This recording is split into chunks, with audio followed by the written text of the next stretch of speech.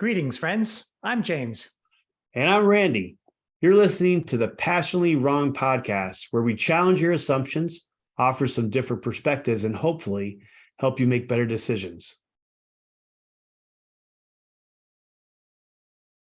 Hey, welcome back, everyone. I'm Randy. This is James. And today we're just going to talk about something that maybe you guys aren't familiar with, especially if you're Americans. It's called the Camino de Santiago, which is a approximately 500-mile hike across northern Spain. Starts in the Pyrenees Mountains in France. It actually starts across the border in France, and then you walk somewhere between, let's say, an average of 20 miles a day. Obviously not 20 miles a day for 30 days because that's 600 miles, but somewhere between 15 and 20 miles a day, sometimes a little longer, sometimes a little shorter, depends.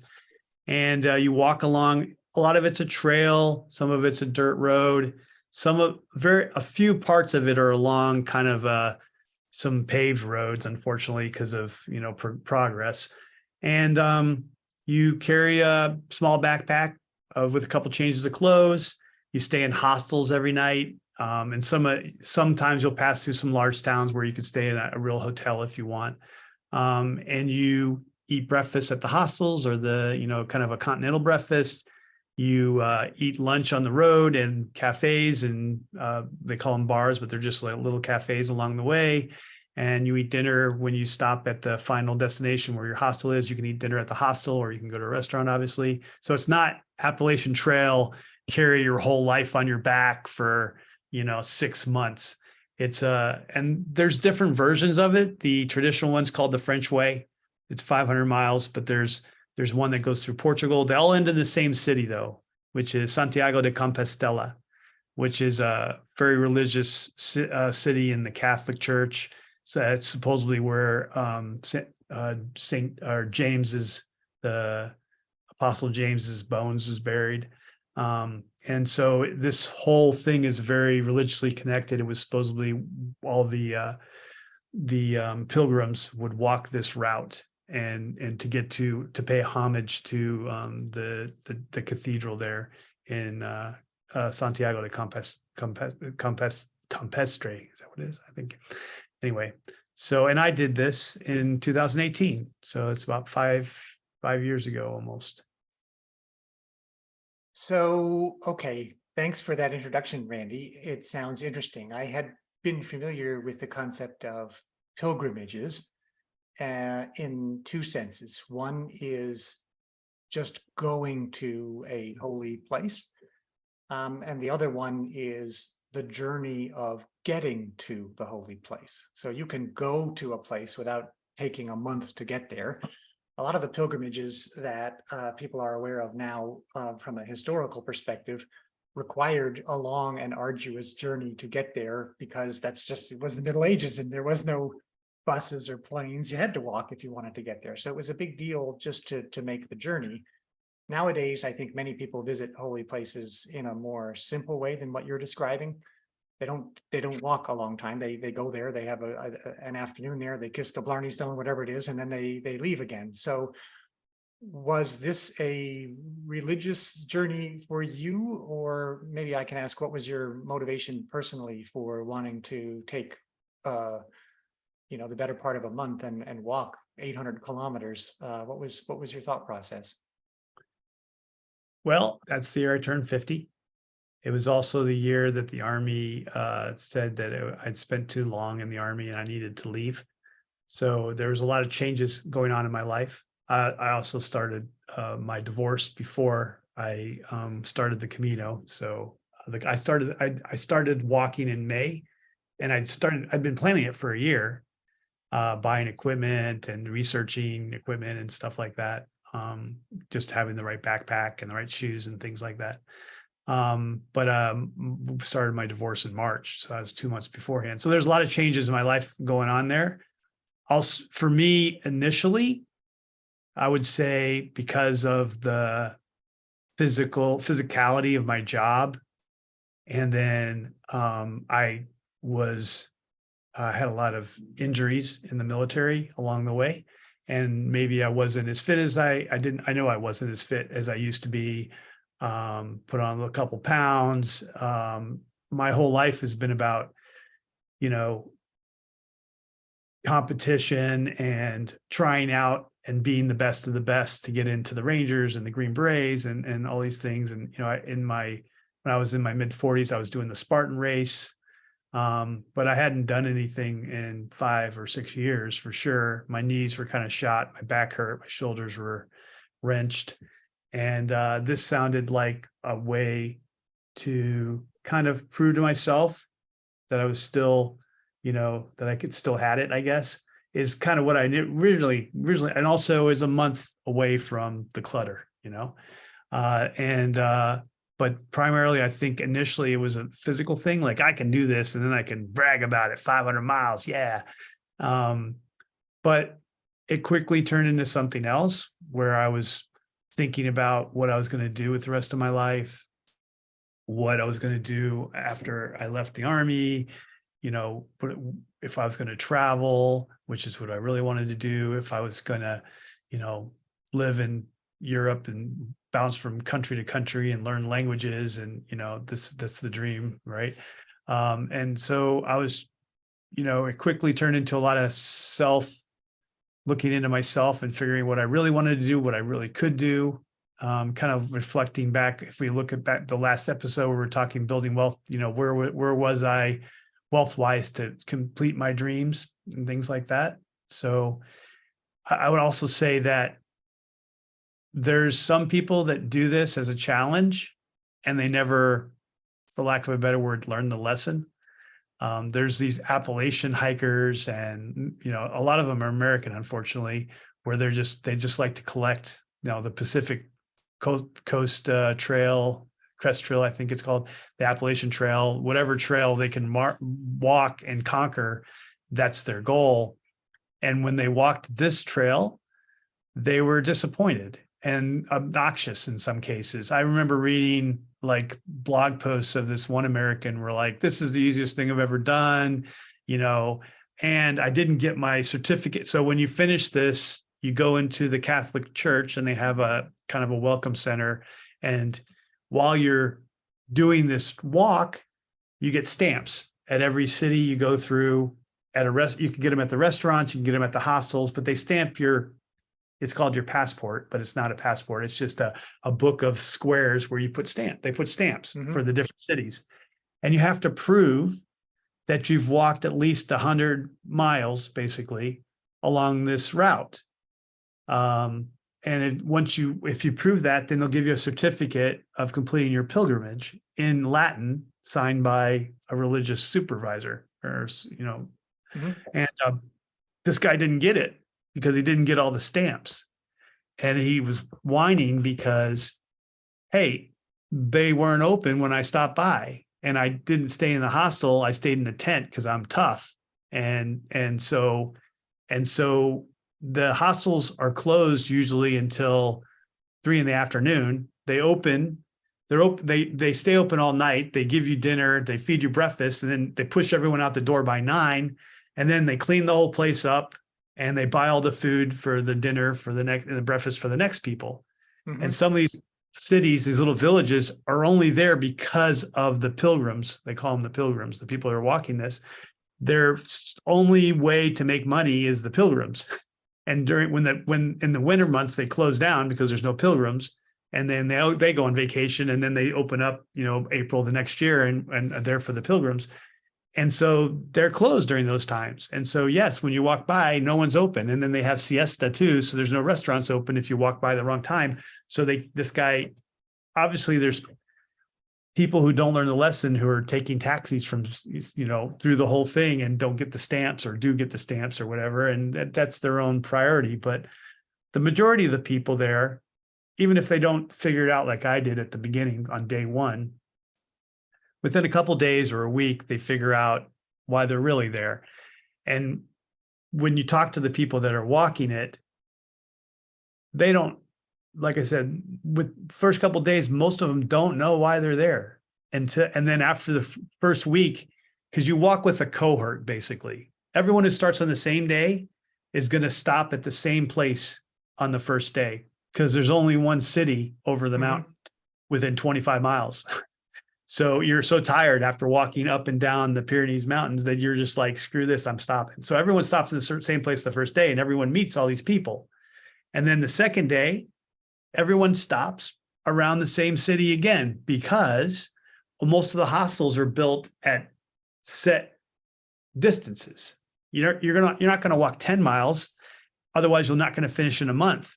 You're going to walk 15 to 20 miles. Well, in the 15 to 20 mile mark, there's really only one semi-large city that can hang so many hostels. And some years before COVID, 100,000 people were walking a year.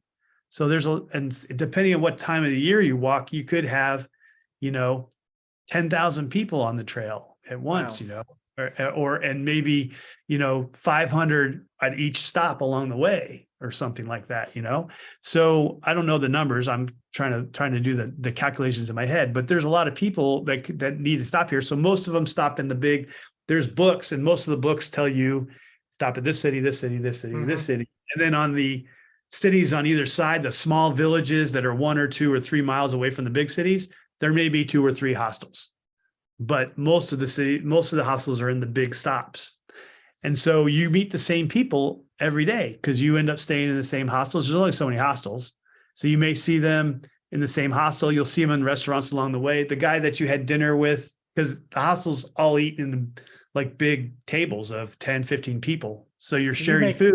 Reservations, or do you just, you have a rough idea and you just go? Just logistically, how much planning did you do to know where you were or think where you were going to go? And how did it work out in practice?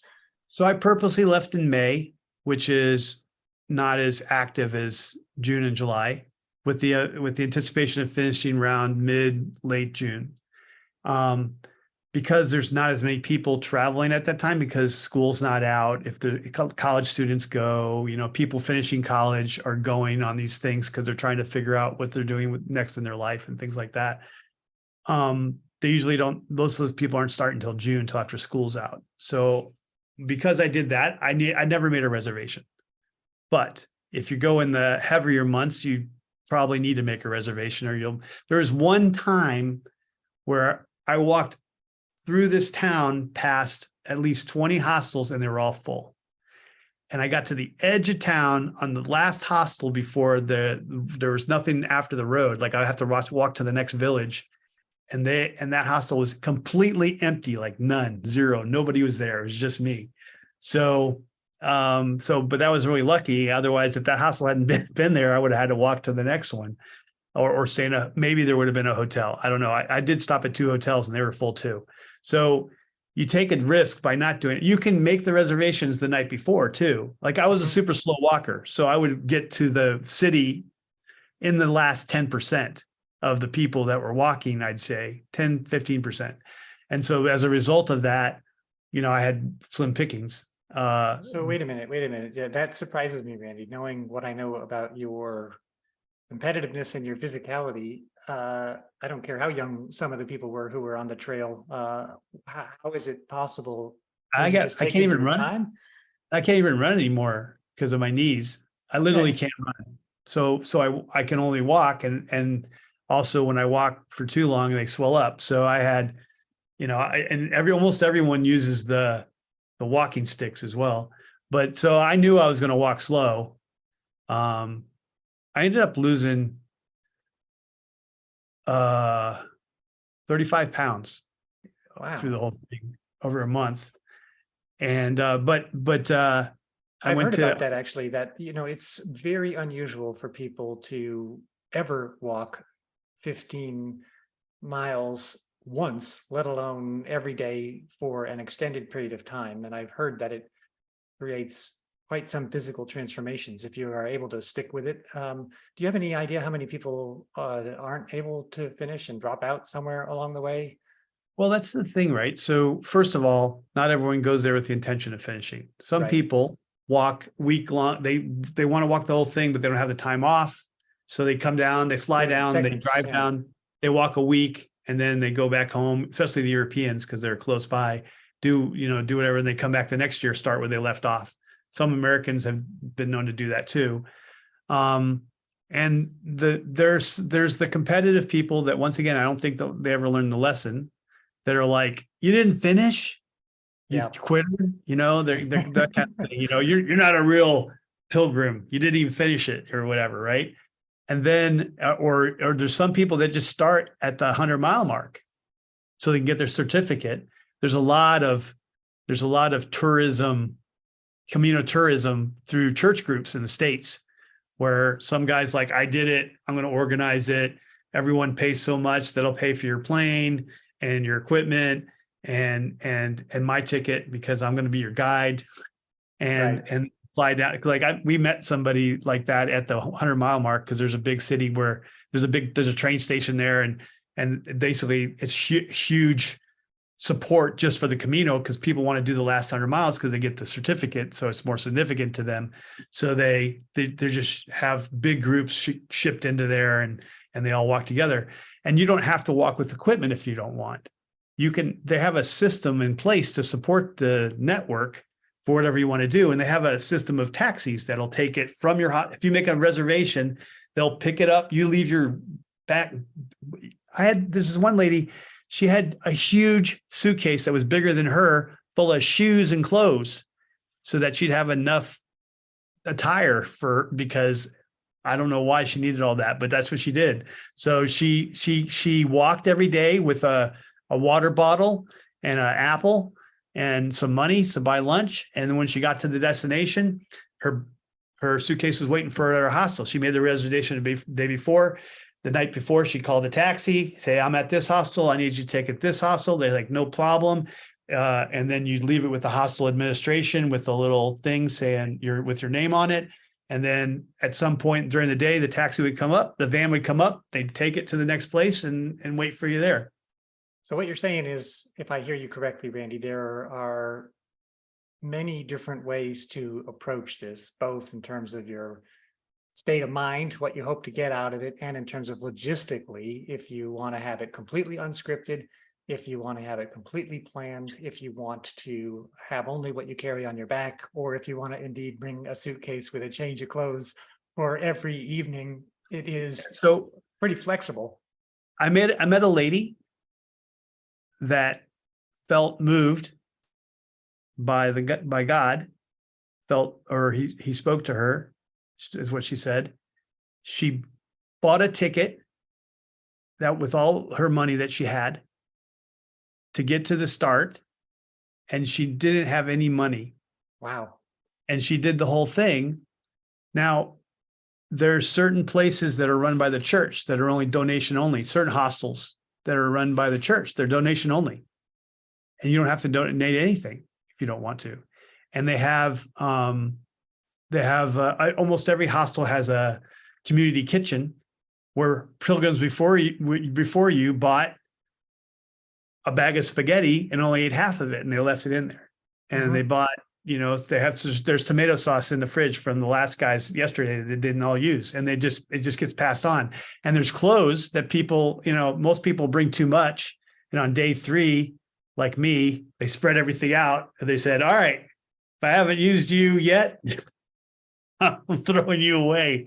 And you put them in the hand-me-down box. And so every hostel has a hand-me-down box with clothes in it, shoes, anything. So this lady basically walked. She found a water bottle along the way, filled it with water. There's free water fountains all along the way. There's free wine fountains in some places. She got to a place, she found an extra large t-shirt, put it on, washed her clothes, took a shower, washed the t-shirt, put it back in the hand-me-down thing, put her clothes back on and walked the next day. And she took any food she cooked, she took out of the community kitchens. And people like me who heard her story is like, well, I'll buy you dinner. And maybe we were all chumps, I don't know. But I saw her, I say you had this cohort, but some people get hurt, they get blisters, they take a couple of days off on purpose. Some of them plan like, hey, I'm going to stay in this, I forget what's the name of the city with the running of the bulls, because you pass right through it. Pamplona or whatever. So you pass right through Pamplona, and people stay there Mhm. If you time it right, you can see the running of the bulls too. But that's probably really crowded. But you can stay there for a couple of days and see all the sights and stuff. So you pass through a couple large cities along the way, and a lot of people plan those as long-term recovery days.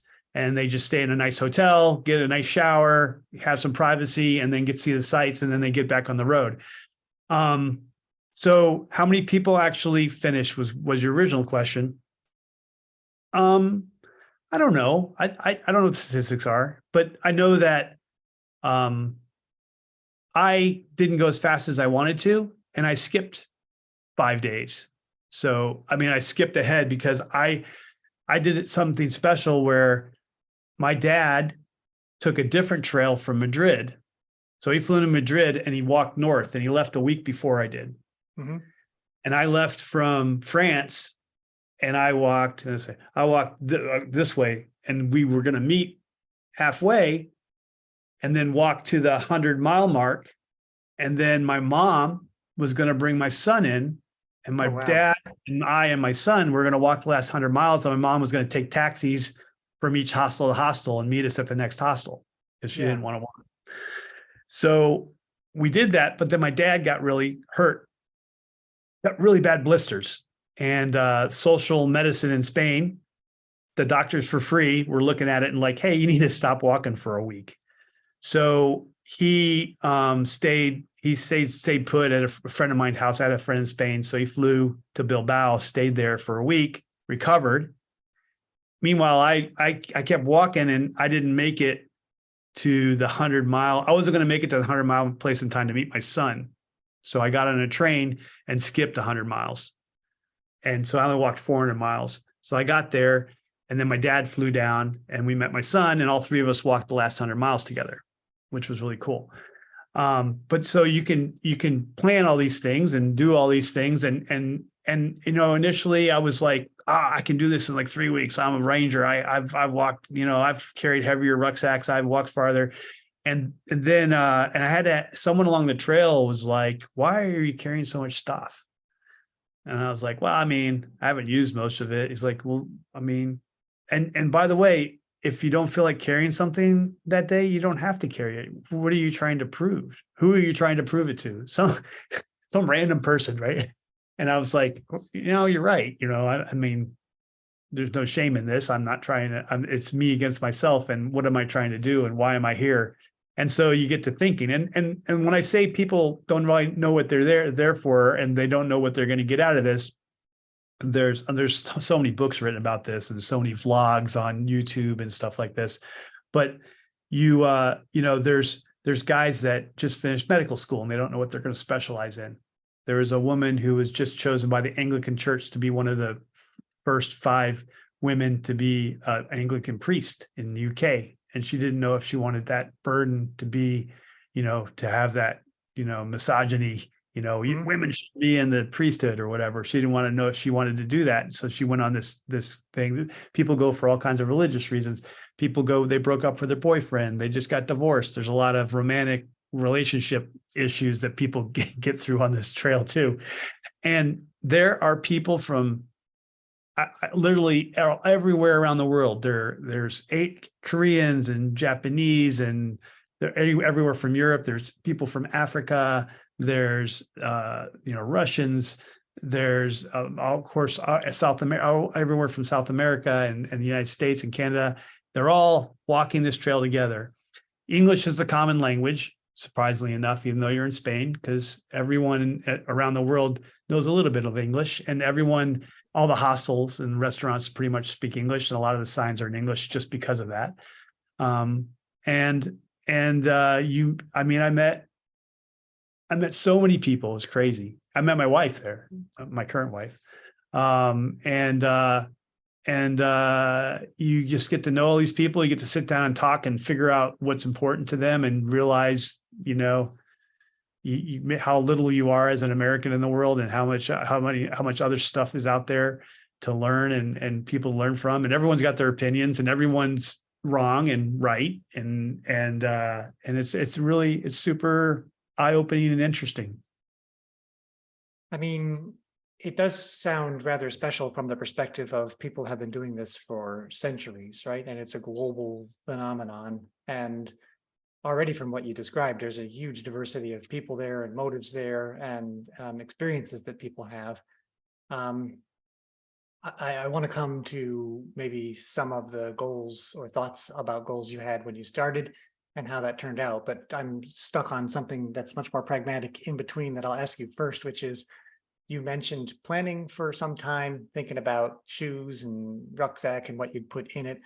What ended up, if you can still recall, being the most practical things that you had with you for anyone who might be thinking about doing it? What would be your advice in terms of, some really useful trip planning activities? I'm curious about what you actually ended up carrying with you and having with you that you really felt best about or worst about that you jettisoned for that matter, but mostly what you kept with you.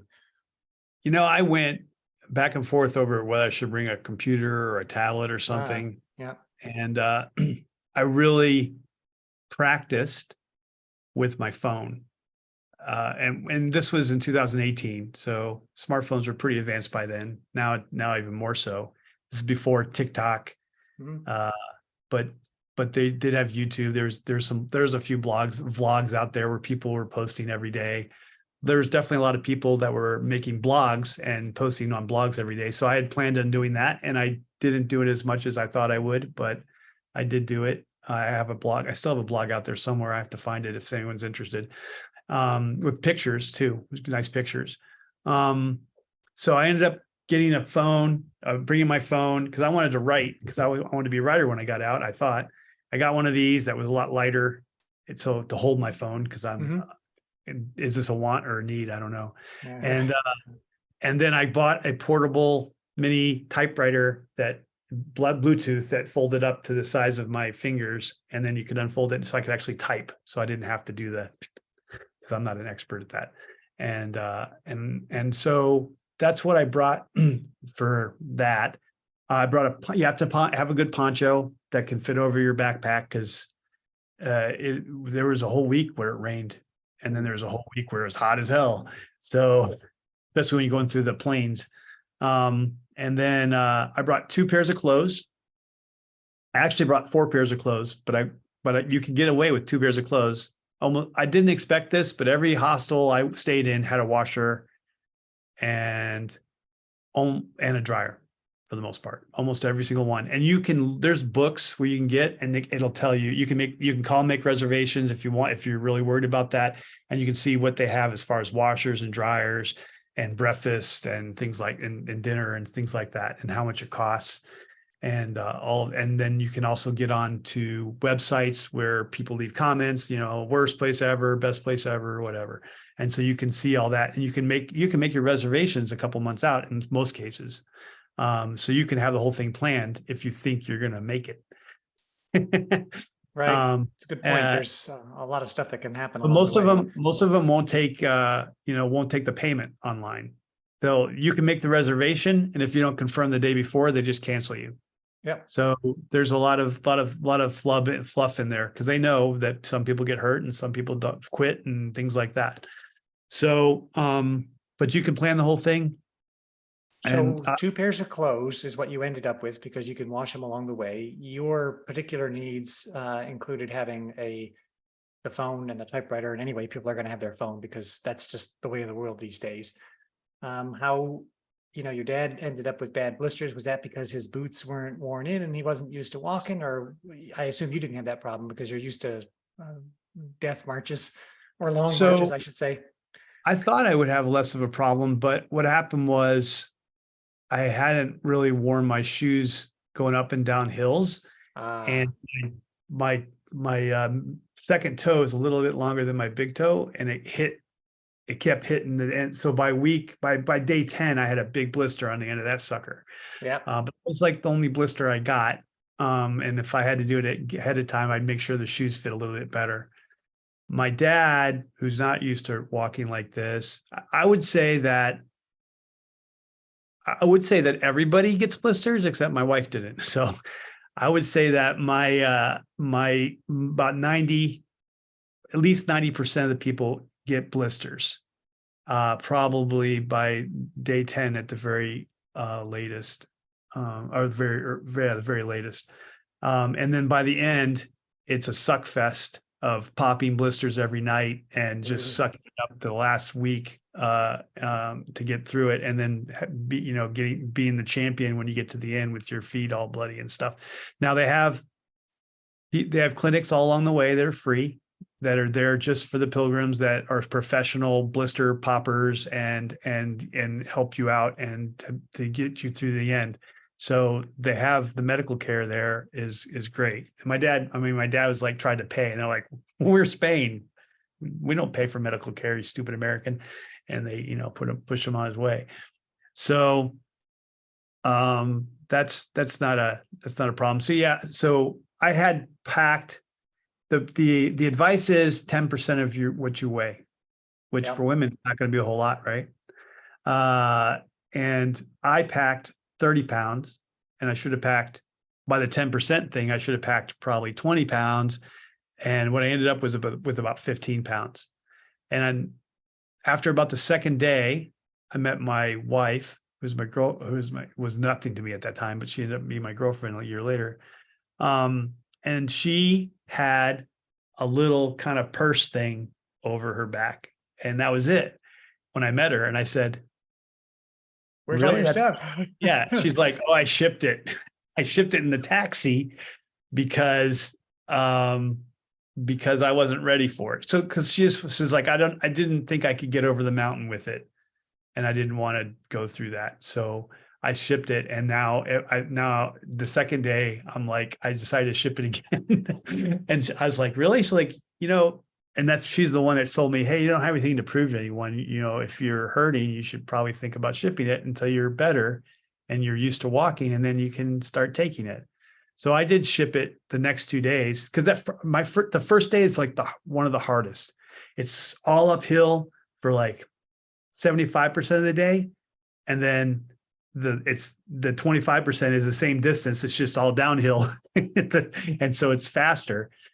And there's this movie called The Way that Emilio Estevez produced and directed. And his father, Martin Sheen, starred in. And it starts out, the very beginning is someone walking up on the first day of the Camino, walking up in this lightning storm and dying, getting killed by lightning on the Camino. Not a very great beginning. It's a very famous movie, right?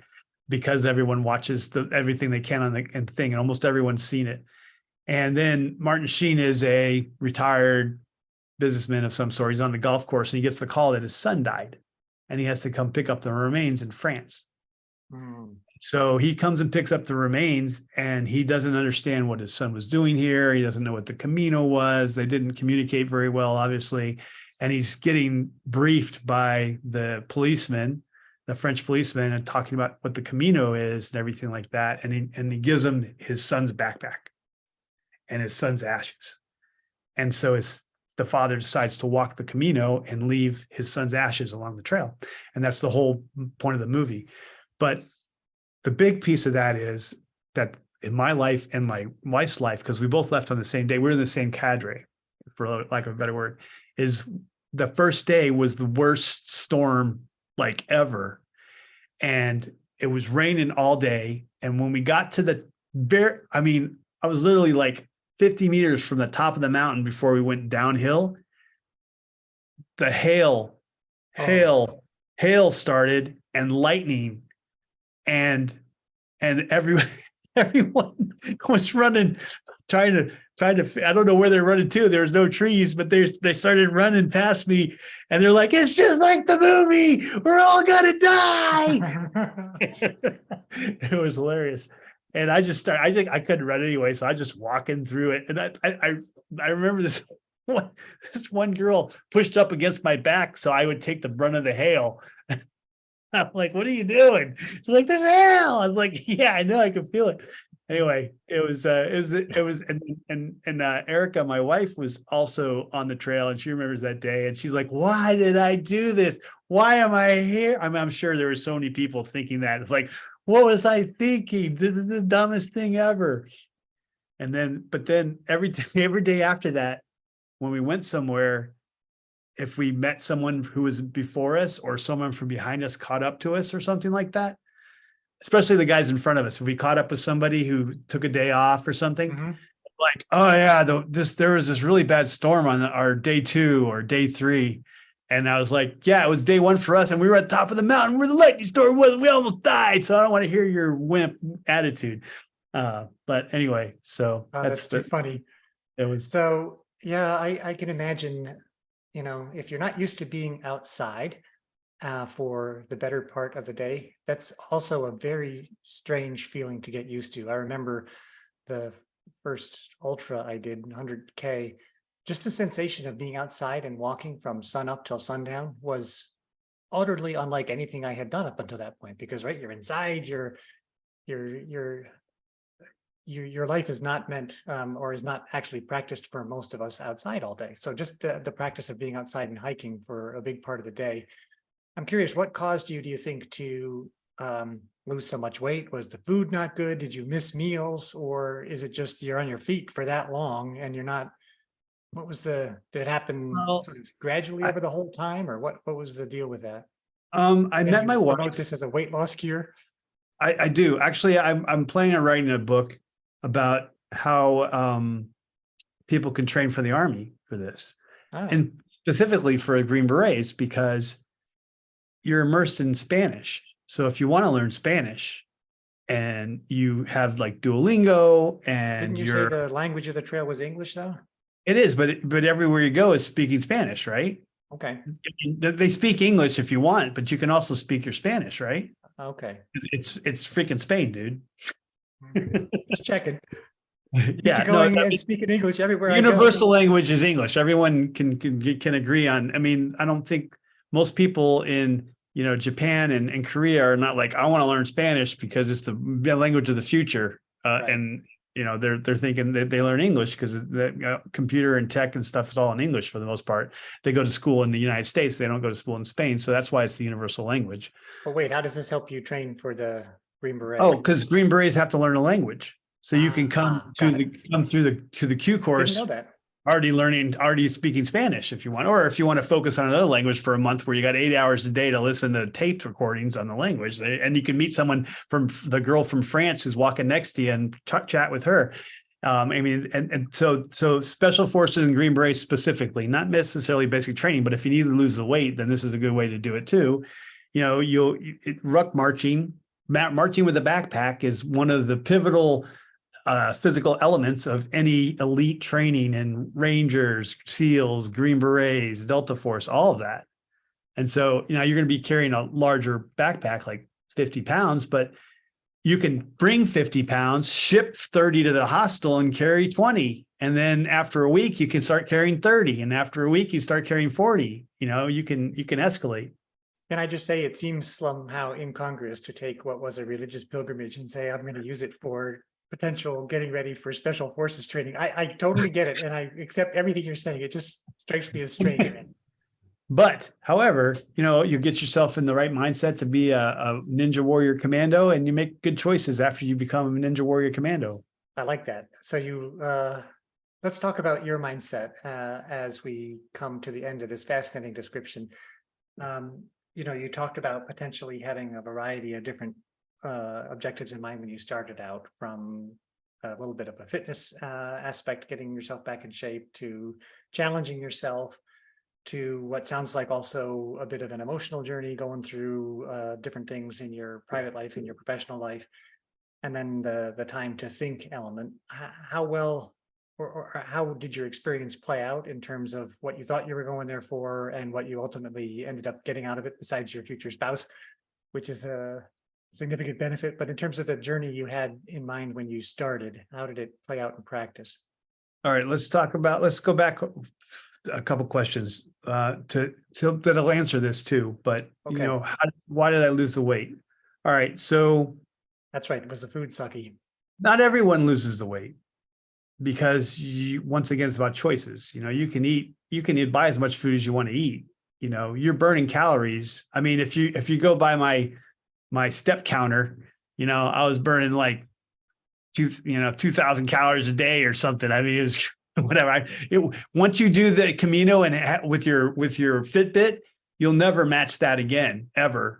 Because you walked 25 miles today. When's the next time you're going to walk 25 miles when you go back to your real life? Exactly. Never. And then for your weekly averages, you walked 140 miles this week. You're never going to match that again unless you're an ultra marathoner and you do like 6 a week or something like that. So, and by the way, there was somebody who, in my opinion, probably didn't get it, but he was there to run it. And he would run the 20 miles a day, like a marathon a day, or about a marathon, and he'd stay in a hospital, and then so he'd get it done in like a couple of 3-4 hours as opposed to 6 or 8. And, whatever if he's running 15 miles, he maybe ran it in 3 hours or whatever, while everyone else is doing it in 6 to 8. And then he'd be there ahead of everyone but he had 3 hours to waste before the hospital opened. And then he would, wash his clothes and get ready for the next time. I think sometimes he ran, a double shift, and maybe he ran the 30 miles the next day. And I remember seeing him pass me a couple times. So there's some people that do that. There's certain paths you can go where you can bike it.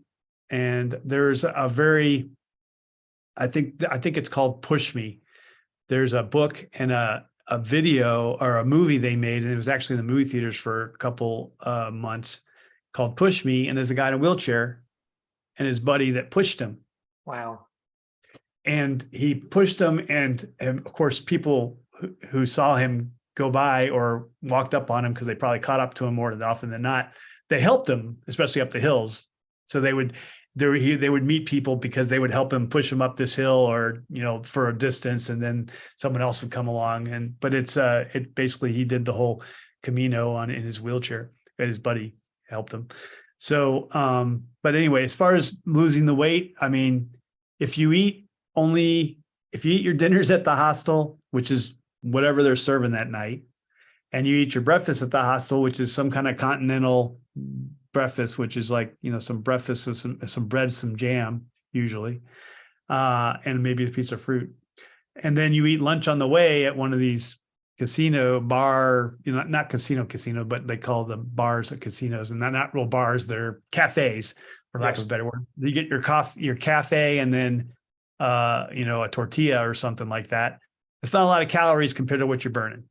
Yes. Now you can spend as much money as you want getting whatever you want. So if you go there with an idea that you want to lose weight, and you watch what you eat and don't go outside of what they're feeding you with the normal things, you'll lose. I'm almost positive you're going to lose weight. Okay. So that's the thing. Also, when I met my wife, after about the first week, she was vegan, and I was always trying to lower my cholesterol. And she suggested a book to me that going vegan might help me with my cholesterol. Once again, you don't have anything to do. If you're not talking to someone, you're just walking and enjoying the scenery. You can also listen to a book on tape if you so desire. So I listened to the book in one day that was called How Not to Die. And I said, well, it sounds like it's worth a try. So after the first week on the Camino, I said, hey, I want to go vegan. I'm just going to eat what you eat. And so I did that. And that also cut down my choices, because while it's not impossible to be vegan on the Camino, they have some things along the way. You have to really hunt them out. So that helped a lot too, I'm sure. So that's how I lost weight. So I wanted to get back in shape, and I wanted to prove something to myself. And I felt like I did that. I didn't complete the whole 500. I completed 400, probably 420. And I did complete the last 100. So I got my certificate. And I didn't feel bad about it. But I did feel bad about it in the beginning, because I was falling behind, and I was like, oh man, I'm going to have to walk 30 miles tomorrow, because I only walked 22 today. And my wife is like, why? So it was nice to have a mentor, even though she didn't start that way, to kind of be a Jiminy Cricket for my head. And then I did write I did write on my phone and had a lot of good ideas. And I still have things that I haven't implemented that for my notes and my short stories I wrote along the way. And it also so happened that while I was walking, I got an email that kind of changed my life. It was an invitation to go to a course to learn how to be an editor of books.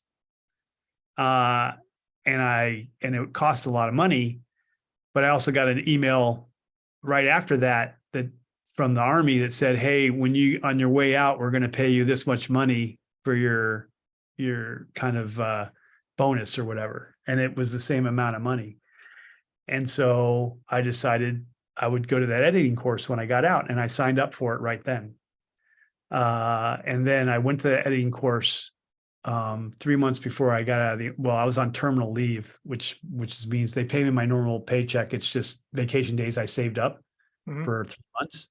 So I basically, they let me go while I was still in the military, getting my paycheck, but I was on my vacation days. So I went to the editing course and I became an editor, and that's how I make my money now. So, and I get to travel where I want to and work when I want to. And I'm very grateful that I made that decision, and I made that decision on the Camino. So it's hard not to connect all that stuff. My wife, my current living, my current health, not to connect at the Camino. It seems disingenuous. No, and it's hard not to see, I don't want to say fate, but there a lot happened there from just that description and that little summary that you made. So to bring it home, I have more questions, but I'm sensitive that, we've already talked for a while. Maybe what I would ask you as a final question, Randy, is this.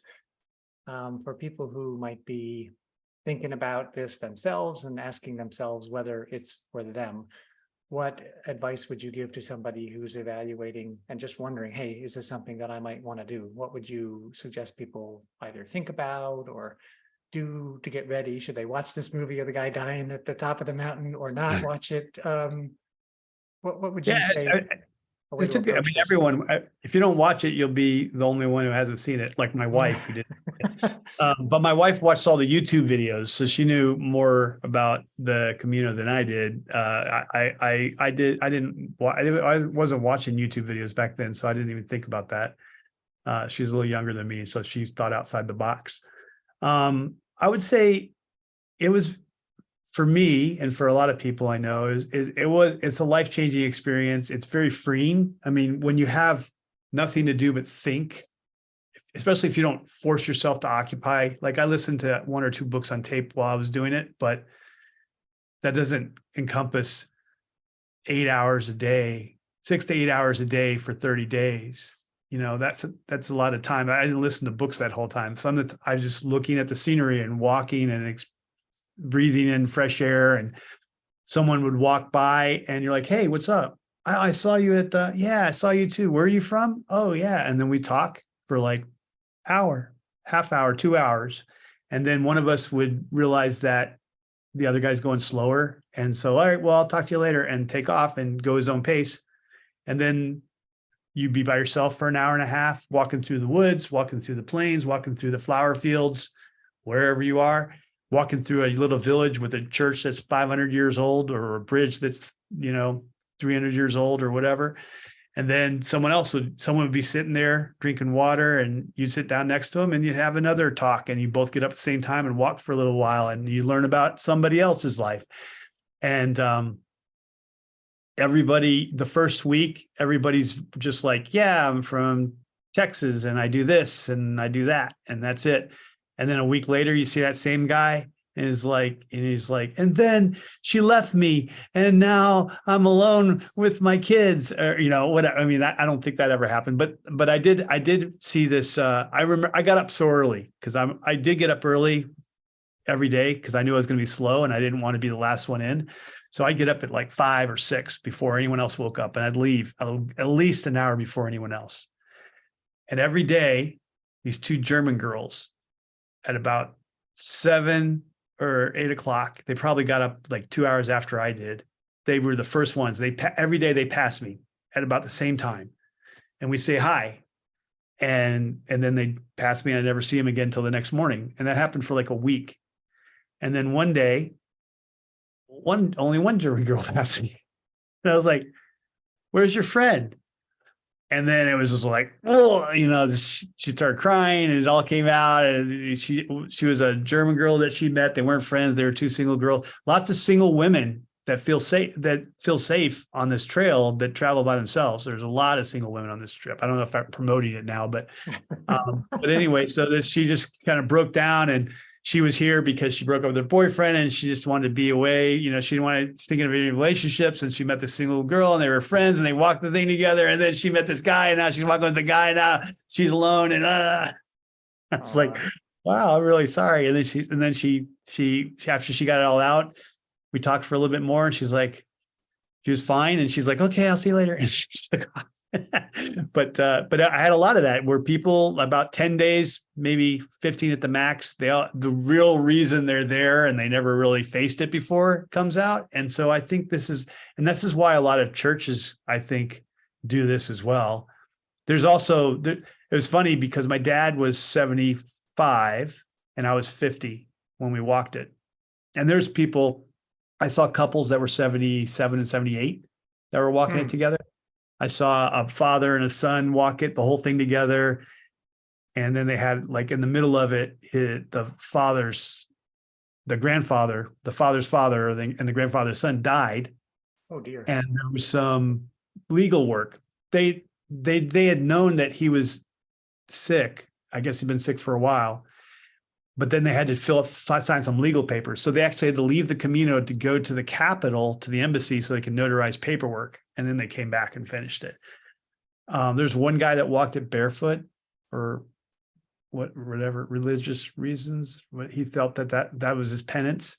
There was one guy that pushed a wheelbarrow with all his worldly belongings because he felt that's what he had to do to free himself.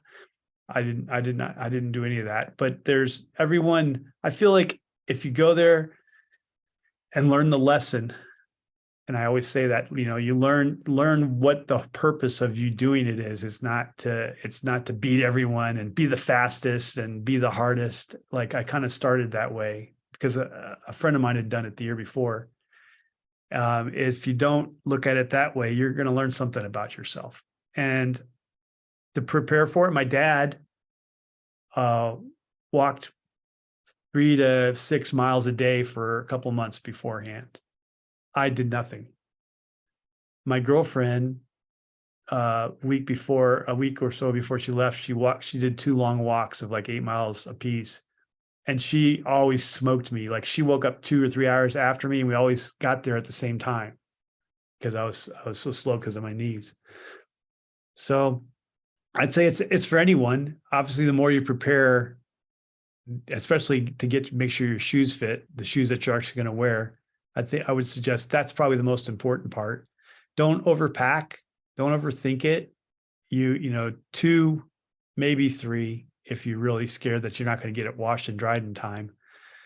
But really 2 sets, and I brought 3 pairs of socks. You know what I did bring? What's that? My wife thought it was the stupidest thing, but I think everyone appreciated them. I got off Amazon. I bought 50 little American flag pins. Ah. And when I talked to someone on the road and made friends with them, I'd say, "Hey, I got something for you." And I give them, and then they proudly pin it onto their backpack and they'd walk with it. And then every time they saw me, it's like they point to their pin. And it was just a little thing to hand out to everybody, And my wife was like, they just do that because they're polite. I was like, I think they really enjoyed having a memory of the Camino. That's nice. I like that. Well, thanks, Randy, for sharing us what was also a very personal journey. It helps explain some of what you're doing right now and some of what your life looks like right now. I didn't know so many threads tied back to that. So interesting discussion for us today. Thanks. Yep. All right, everyone. Talk to you guys next time.